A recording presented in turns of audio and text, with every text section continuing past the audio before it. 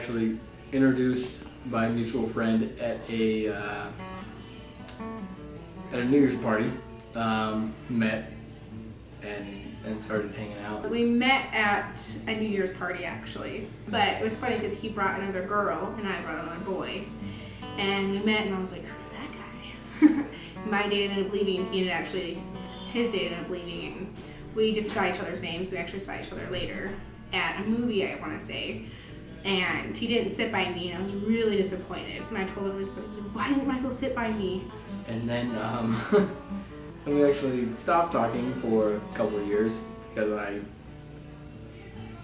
did something that wasn't very nice and she hated me for 2 years. We lost contact for 2 years because he was a boy and did something stupid like most boys do at 20 or 20, I think he was 20 at the time. And it was really funny because I was out on my birthday and I saw him and I was like, hi Michael! Completely had forgot that we stopped talking for 2 years and why I stopped talking to him. And it was really funny because I kept asking him, like, why did we stop talking? And he's like, if you don't remember, I'm not going to tell you. And I was like, oh, I'm sure it wasn't that bad. Come on. And he would not tell me. Smart man. Yeah, by the time I remembered, it was already like a month that we had been hanging out and it was too late. I met her again when I moved back just downtown. It was actually her birthday, and she came up and said hi, and she didn't remember why she didn't like me, so that's why she started talking to me again. And it wasn't until a few months after we started hanging out again that she remembered why she didn't like me, but by then it was too late. I had already coerced her to like me.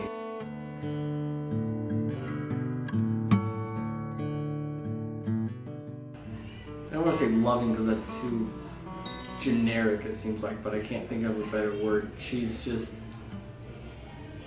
it's like the way her family is. Their entire family is just so close, and yeah, that one definitely helped, where my family's close, her family's close, and they just accepted me right away, and it was easy. It wasn't like work and trying to make this thing work. It was easy. It just flowed right the way it should have been.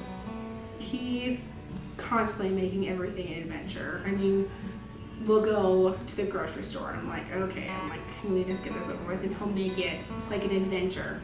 And I'm like, oh yeah, what do we need? Let's go. And I mean, I love him. And he takes really good care of me, so considerate, opens my door.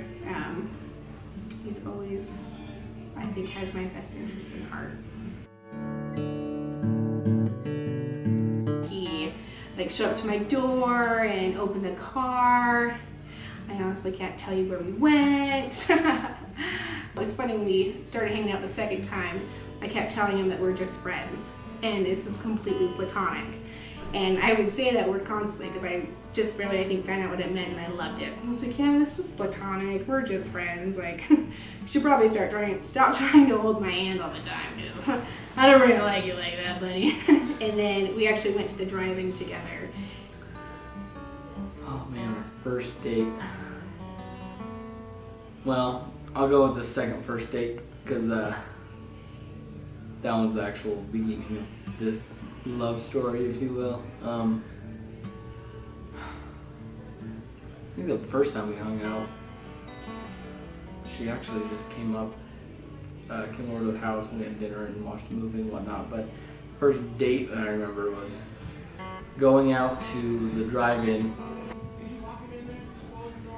and sitting in the back of, it was actually my dad's truck we were in. We've basically been inseparable ever since.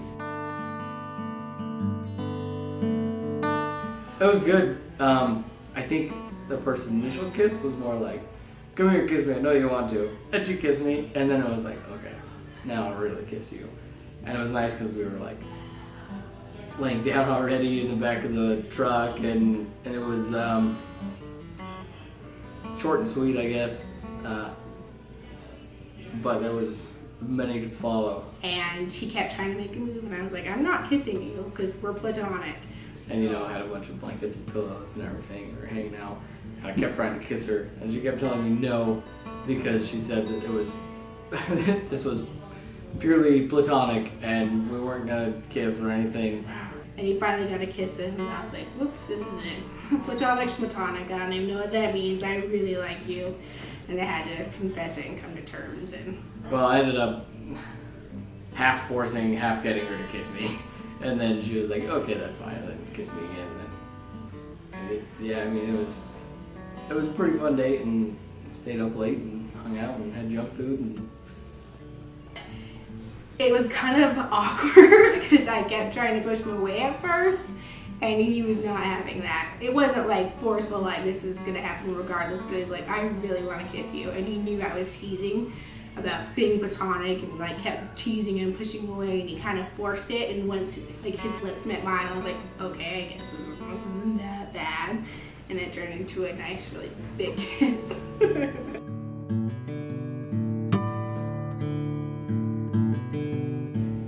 you know, she's asked me this before, and it seems like such a difficult question to answer, and I don't know why. One answer I gave her was, it's like asking me if I wanted to breathe. Like, it's not quite as easy as it's like, of course, but we had a night where we literally didn't do anything. Hung out and sat on the couch and talked for 8 hours.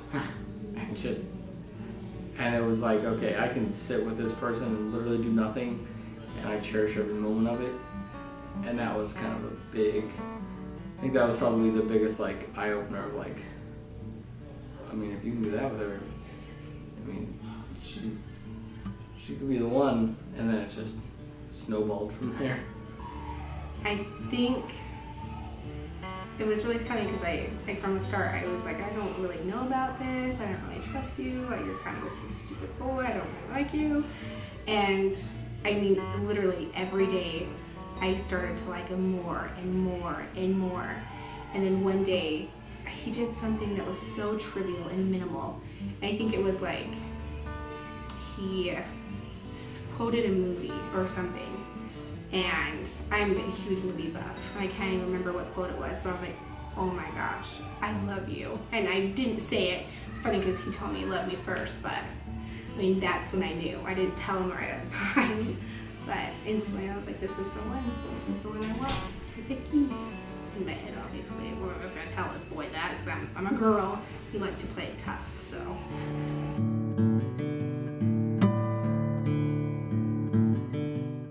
Oh my gosh.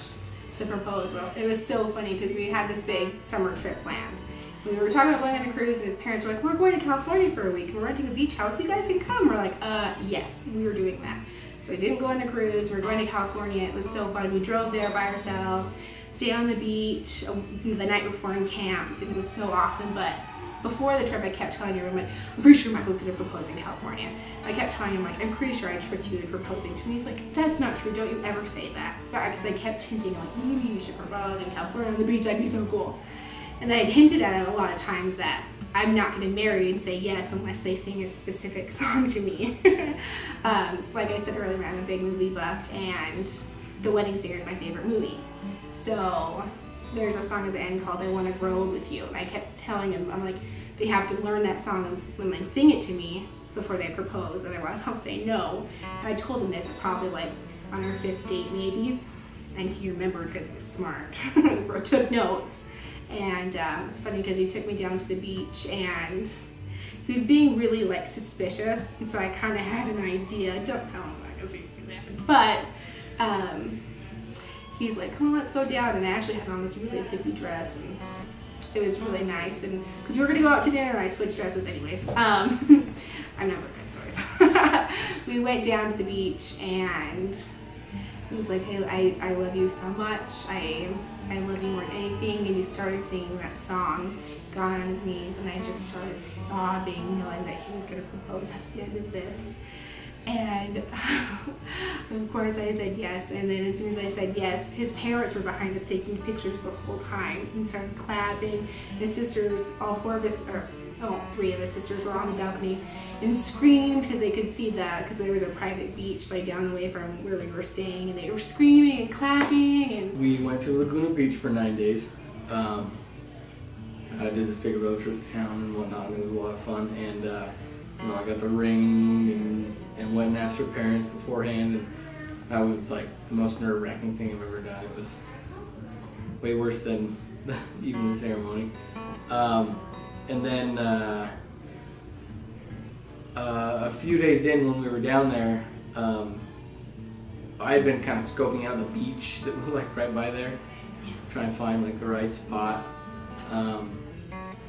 And I, you know, found the right spot, and you know, I had it planned out, of course. I took her down there like at sunset, and had the ring and everything, and went down, and then, you know, we were just kind of talking, and I actually had my parents follow me with a camera and a pretty nice lens so they could get some good shots, and they got some really good pictures.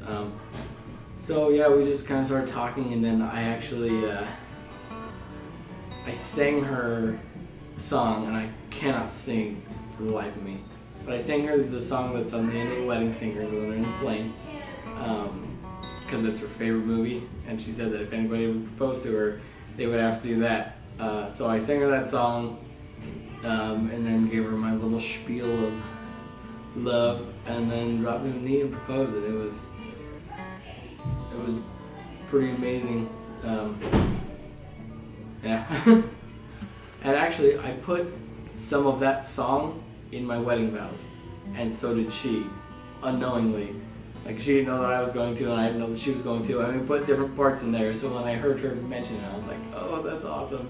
And I gave her mine, and it was in there, and it was made it really special. Cool.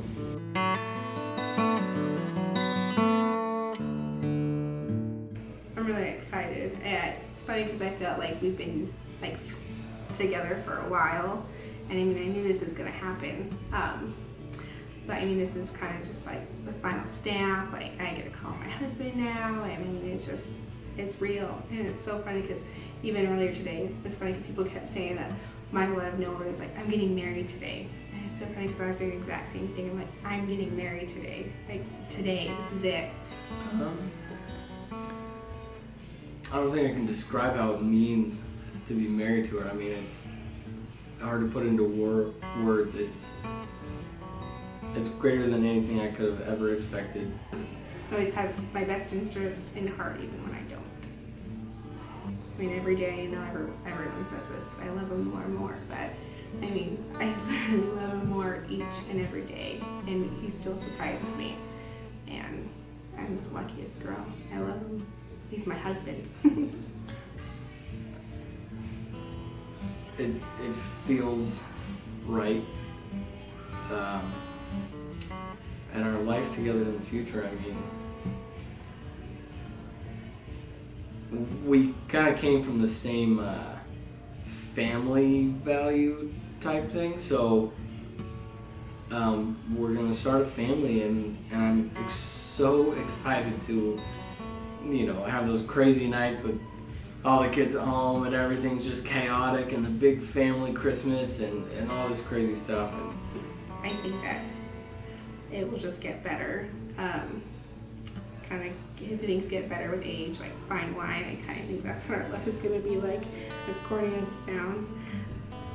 I feel like it's definitely the start of the best chapter of my life.